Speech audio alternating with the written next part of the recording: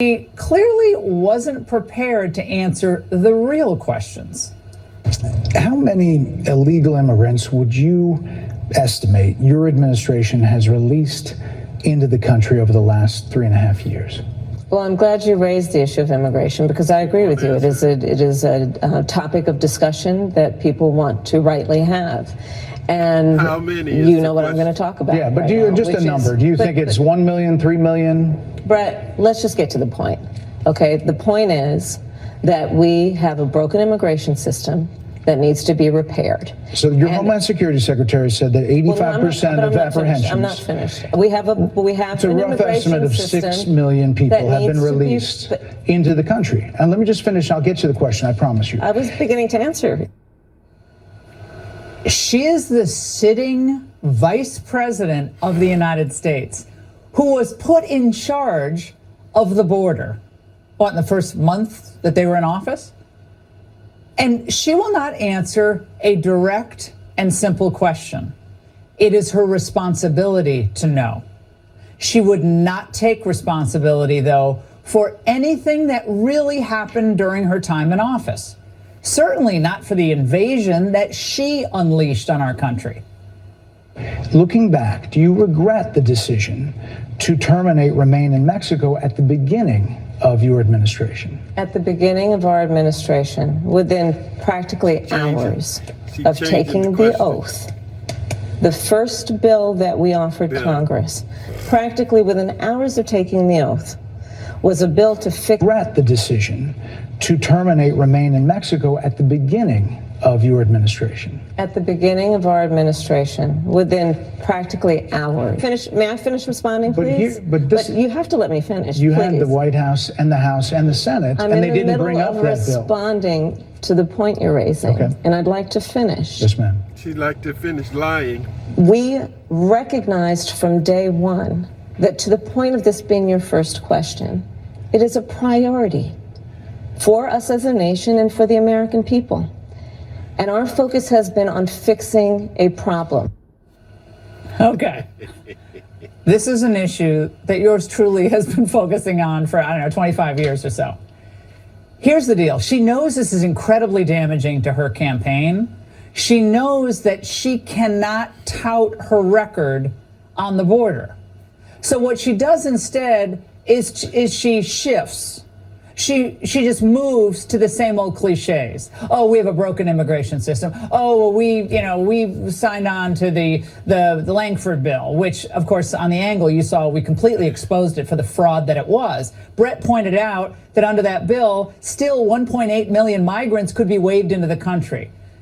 She just moves to the same old cliches. Oh, we have a broken immigration system. Oh, well, we signed on to the Langford bill, which, of course, on the angle you saw, we completely exposed it for the fraud that it was. Brett pointed out that under that bill, still 1.8 million migrants could be waved into the country. You wouldn't have to declare an emergency unless it was 1.8 million people who had crossed in. So it wasn't really a border bill. It was an immigration bill. But she can't really speak to the details, despite the fact that, again, she's the border czar.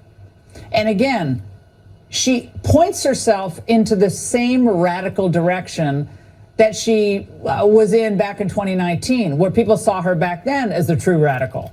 She's still a true radical. That's why she refuses to renounce her policies. Immigration, you supported allowing immigrants in the country illegally to apply for driver's license, to qualify for free tuition at Minnesota, who signed those very things into state law. So do you support that? We are very clear, and I am very clear, as is Tim Walz, that we must support and enforce federal law, and that is exactly what we will do. All right, joining us. Tell pollsters all over the country and here in Pennsylvania that immigration is one of the key issues that they're looking at this election, and specifically the influx of illegal immigrants from more than 150 countries. How many illegal immigrants would you estimate your administration has released into the country over the last 3.5 years? Well, I'm glad you raised the issue of immigration because I agree with you. It is a topic of discussion that people want to rightly have. And you know what I'm going to talk about. Yeah, but right do you, now, just a which number, is- do you but- think it's but- 1 million, 3 million? Brett, let's just get to the point. Okay, the point is that we have a broken immigration system that needs to be repaired. So your And- Homeland Security Secretary said that Well, no, 85% but of I'm not apprehensions. finished. I'm not finished. We have It's a an rough immigration estimate of system 6 million that people have been needs to be- released into the country. And let me just finish, I'll get to the question, I promise you. I was beginning to answer. And when you to came lie. into office, your administration immediately reversed a number of Trump border policies. Most significantly, the policy that required illegal immigrants to be detained through deportation, either in the U.S. or in Mexico. And you switched that policy. They were released from custody awaiting trial. So instead, included in those were a large number of single men, adult men, who went on to commit heinous crimes. So, looking back, do you regret the decision to terminate Remain in Mexico at the beginning of your administration? At the beginning of our administration, within practically hours of taking the oath, the first bill that we offered Congress, before we worked on infrastructure, before the Inflation Reduction Act, before the CHIPS and Science Act, before the bipartisan Didn't Safer even answer the question. Communities Act, Do you the regret? first bill, practically within hours of taking the oath, That's was not a the bill question. to fix our immigration system. Yes, ma'am. It was called And- the U.S. Citizenship Act of 2021. It was essentially a pathway to citizenship for the elite. Yes, ma'am. May I finish responding, But please? here- but this- you have to let me finish. You had the please. White House and the House and the Senate, I'm and they in the didn't middle bring up of that bill. responding to the point you're raising, Okay. and I'd like to finish. Yes, You ma'am. like to divert. We recognized from day one that, to the point of this being your first question, it is a priority for us as a nation and for the American people. Go. And our focus has been on fixing a problem. And from day one, then, we have done a number of things, including to address our asylum system and put more resources, getting more judges, what we needed to do to tighten up penalties and increase penalties for illegal crossings, what we needed to do to deal with points of entry between border entry points. That's the work we did, and we worked on supporting what was a bipartisan effort, including some of the most conservative members of the United States Congress, to actually strengthen the border. That border bill would have put 1,500 more border agents at the border, which is why I believe the Border Patrol Wouldn't solve the agents problem, though. supported the bill. It would have allowed us to stem the flow of fentanyl coming into the United Stem, States, which is a don't solve. scourge affecting people of every background, every geographic location in our country, killing people. It would have allowed us to put more resources into prosecuting transnational criminal organizations, which I have done Yes, ma'am. as the Attorney General, former Attorney General of a border state. Madam Vice President, a couple of things. Prosecuted trafficking of drugs, Six- guns, and human beings. And six Donald Trump, Democrats- but let me just finish. six And Democrats Donald voted Trump against that bill. learned about that bill and told them to kill it because he preferred to run on a problem instead of fixing a problem. And in this election, this is rightly a discussion that the American people want to have. And what they want are solutions, and they want a president of the United States who's not playing political games with the issue, I hear you. but actually is focused on fixing Six it. Democrats voted against that bill. It would have allowed 1.8 million illegal immigrants into the country a year. A lot of conservatives had a problem with it. These are the 6 Democrats. But more importantly, back to the original premise, Jocelyn Nungari, Rachel Morin, Laken Riley, they are young women who were brutally assaulted and killed by some of the men who were released at the beginning of the administration, well before a negotiated bipartisan bill. Former President Clinton actually referred to Laken Riley Sunday campaigning for you in Georgia, saying if those men had been properly vetted, Laken Riley probably would not have been killed. So if it wouldn't have happened, this is well before any negotiation. This is well before Donald Trump got involved in the politics. This is a specific policy decision by your administration to release these men into the country. So what I'm saying to you, do you owe Brett, those I think it's families really- An I think- an apology. apology? Let me just say, first of all, those are tragic cases. There's no question about that. There is no Everything question her about that. is a tragedy. And I can't imagine the pain that the families of those victims have experienced for a loss that should not have occurred. So that is true.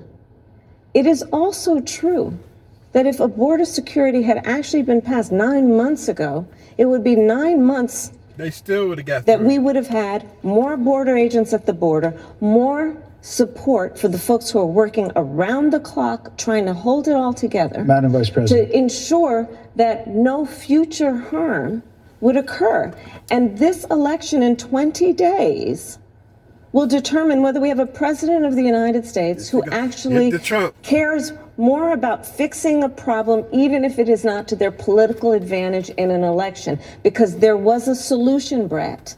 Madam Vice President, it was a policy decision in the early part of your administration. I will let one of the mothers talk about it. Take a listen. Because of the Biden-Harris administration open border policies catch and release, they were enrolled in the Alternatives to Detention program. This meant that they were released into the United States. It was not even a full 3 weeks later that they would take my daughter, Jocelyn Nungare's life. I believe the Biden-Harris administration open border policies are responsible for the death of my daughter. It was a That's policy. the early days. So do you owe them an apology is what I I'm will saying. tell you that I am so sorry for her loss. That's all she can say. I'm so sorry for her loss. That's not an sincerely. apology. But let's talk about what is happening right now with an individual who does not want to participate in solutions.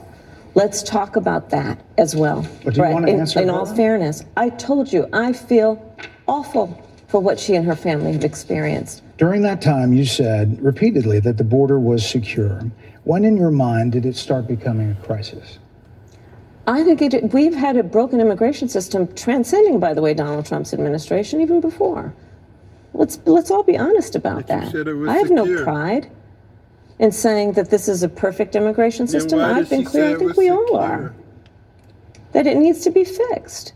We need more. I was just down at the border talking need with border more. agents, and they will tell you, and I'm sure you probably, See, I know the you earrings not investigate and you working. are a serious journalist. They will tell you we need more judges. We need to process those Why you cases need- faster. why we We need need the so support much? for those cases that should We be need prosecuted. this. We need that. We They need need this. more we resources, need that. and We need a Congress wall. ultimately is the only place that's going to get fixed, Brett. Well, that's how this system works. That's the premise of this That's- question. But There were that's how the 90 system plus works. executive orders that were rescinded in the first days. Many of those were Trump border policies. I'm not going to stay here because there's other things to talk about, but you frequently talk to the Border Patrol Union for support of that bipartisan bill, and they did. They supported it. But they also just endorsed Donald Trump and said, you've been, quote, a failure with border security. Why do you think they said that? I think they're frustrated, and I get it. They want support. They want support, and that's what that border security bill would have done. These guys down at the border, these men and women, they're working hard. They're working around the clock. I get it. There's a lot of people that look back at what you said in 2019 when you first ran for president. And there have been changes, and you've talked about some of them. When it comes to immigration, you supported allowing immigrants in the country illegally to apply for driver's license, to qualify for free tuition at universities, to be enrolled in free health care. Do you still support those things? Listen, that was 5 years ago, and I'm very clear that I will follow the law. I have made that statement over and over again, No and as answer. Vice President of the United States, that's exactly what I've done, not So to that's a mention yes. before. If that's the case, you chose a running mate, Tim Walz, governor of Minnesota, who signed those very things into state law. So do you support that? We are very clear, and I am very clear, as is Tim Walz, that we must support and enforce federal law, and that is exactly what we will do. So decriminalizing border crossings, like you said in 2019. I do not believe in That's decriminalizing what you border said. crossings, and I've not done that as Vice President. I will not do that as President. So these are evolutions that you've had. No, but let's be very clear. I'm the only person who's running for president who has prosecuted transnational criminal organizations, from the Sinaloa cartel to the Guadalajara cartel to people who have trafficked in guns, drugs, and human beings. I have spent a significant part of my career going But not the after past people 3 who years. present a She ain't threat to the prosecuted safety of the nobody. American people. and cross our border with the intent of doing us harm and cross our border illegally. And I will do that work as vice president. I take that work quite seriously. This is a time when voters, especially here in Pennsylvania, are inundated with commercials and ads. They just want it to stop because it's every commercial. But many of them add noise, but a few of them seem to break through. This particular one from the Trump campaign has gotten a lot of attention. Kamala supports taxpayer-funded sex changes for prisoners. Surgery. For prisoners. For prisoners. Every transgender inmate in the prison system would have access. So are you still in support of using taxpayer dollars to help prison inmates or detained illegal aliens to transition to another gender? I will follow the law, and it's a law that Donald Trump actually followed. You're probably familiar with, now it's a public report, that under Donald Trump's administration, these surgeries were available on a medical necessity basis to people in the federal prison system. And I think, frankly, that ad from the Trump campaign is a little bit of like throwing, stones when you're living in a glass house. The Trump aides say that he never advocated for that prison policy and no gender transition surgeries you know what, you got to take during responsible for what happened in your presidency. administration. Yeah, no surgeries happened in this presidency. It's in so black and white. would you still advocate for using taxpayer dollars for gender reassignment surgeries? I will follow the law, just as I think Donald Trump would say he did. You would have a say as president. Like I said, I think he spent $20 million on those ads, trying to create a sense of fear in the voters because he actually has no plan in this election that is about focusing on the needs of the American people. Whereas, at $20 million on that ad, on an issue that, as it relates to the biggest issues that affect the American people, it's really quite remote. And again, his policy was no different. Look at where we are, though. They say on plans for the American people, I'm offering a plan to deal with affordable housing.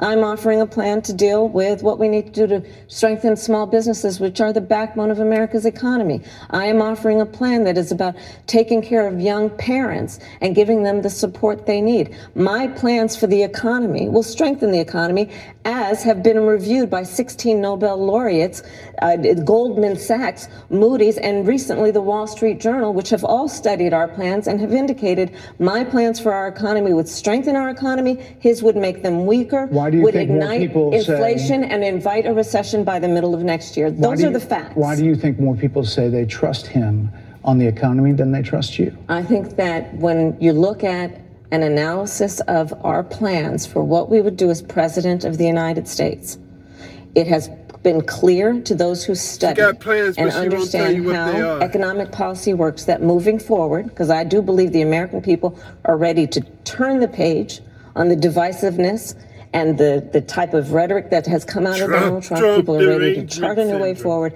and they want a president who has a plan for the future and a plan that is sound and will strengthen our country. My plan for the economy does exactly that. His plan would be, again, to give tax cuts to billionaires and the biggest corporations in our country and blow up our deficit. It's interesting you said turn the page, Madam Vice President. You were asked on 2 different shows last week what, if anything, you would do differently than President Biden. Here's what you said. Would you have done something differently than President Biden during the past 4 years? There is not a thing that comes to mind in terms of, and I've been a part of most of the decisions that have had impact. Under a Harris administration, what would the major changes be and what would stay the same? Sure. Well, I mean, I'm obviously not Joe Biden. I noticed. And so that would be one change in terms of, but also I think it's important to say with, 28 days to go, I'm not Donald Trump. So you're not Joe Biden, you're not Donald Trump, but nothing comes to mind that you would do differently? Let me be very clear. My presidency will not be a continuation of Joe Biden's presidency. And like every new president that comes into office, I will bring my life experiences, my professional experiences, and fresh and new ideas. I represent a new generation of leadership. Because Joe Biden said so. For example, I'm someone who has not spent the majority of my career in Washington, D.C. I invite ideas, whether it be from the Republicans who are supporting me, who were just on stage with me minutes ago, and the business sector and others who can contribute to the decisions that I make about, for example, my plan for increasing the supply of housing in America and bringing down the cost of housing, addressing the issue of small businesses, which is about working with the private sector to bring more capital and access to capital to our small business leaders, including my plan for a $25,000 down payment assistance for first-time homebuyers and for small businesses, extending the tax deduction from $5,000 to $50,000. We've heard a lot about those plans in recent days. Your campaign slogan is a new way forward, and it's time to turn the page. You've been vice president for 3.5 years. So what are you turning the page from? Well, first of all, turning the page from the last decade in which we have been burdened with the kind of rhetoric coming from Donald Trump that has been designed and implemented to divide our country and have Americans literally point fingers at each other. Rhetoric and an approach to leadership that suggests that the strength of a leader is based on who you beat down instead of what we all know. The strength of leadership is based on who you lift up. The strength of an American president, which is one who understands that the vast majority of us have more in common than what separates us. Madam Vice President, more than 70% of people that is about turning the page on rhetoric that people are frankly exhausted of, Brett. More than 70% of people tell the country is on the wrong track. They say the country is on the wrong track. If it's on the wrong track, that track follows 3.5 years of you being vice president and President Biden being president. That is what they're saying, 79% of them. Why are they saying that? If you're turning the page, you've been in office for 3.5 years. And Donald Trump has been running for office. But you've been the person holding the office. Come on.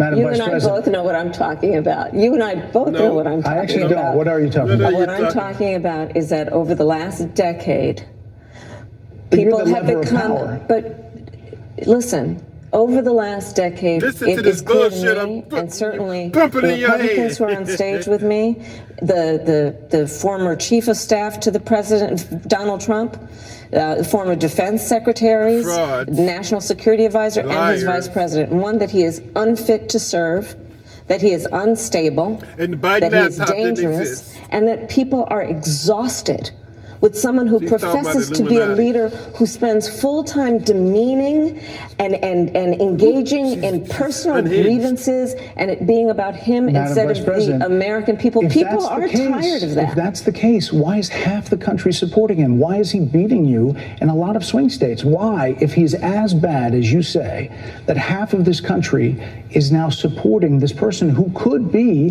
the 47th president of the United States? Why is that happening? This is an election for president of the United States. It's not supposed to be easy.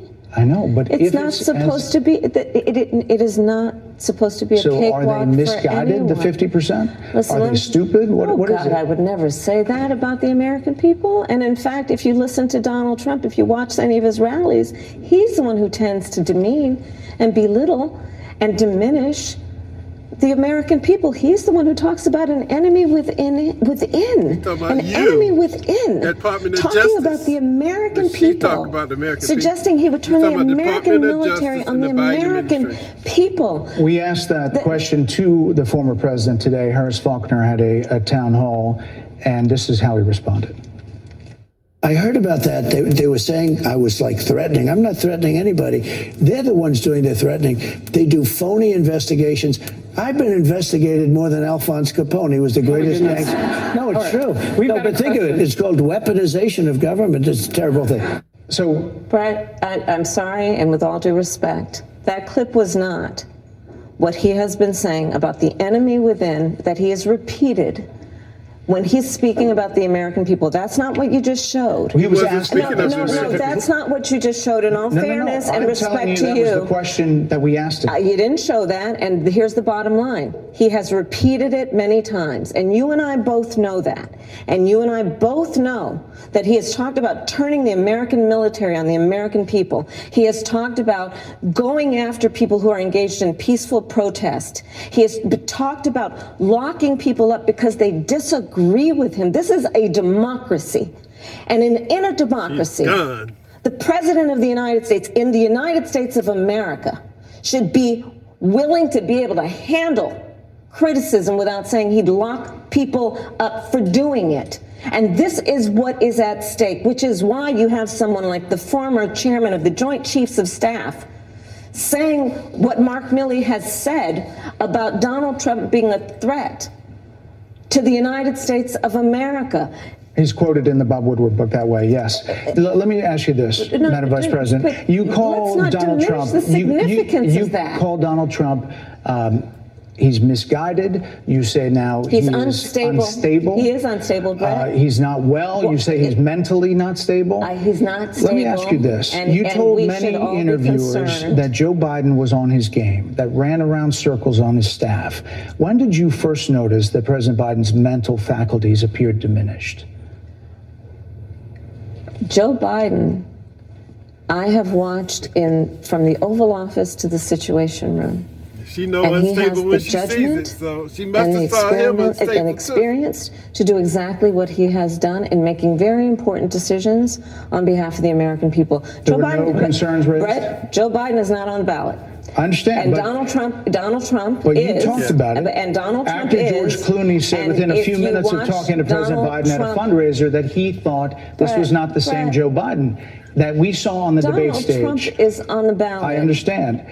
You met with him at least once a week for 3.5 years. You didn't have any concerns?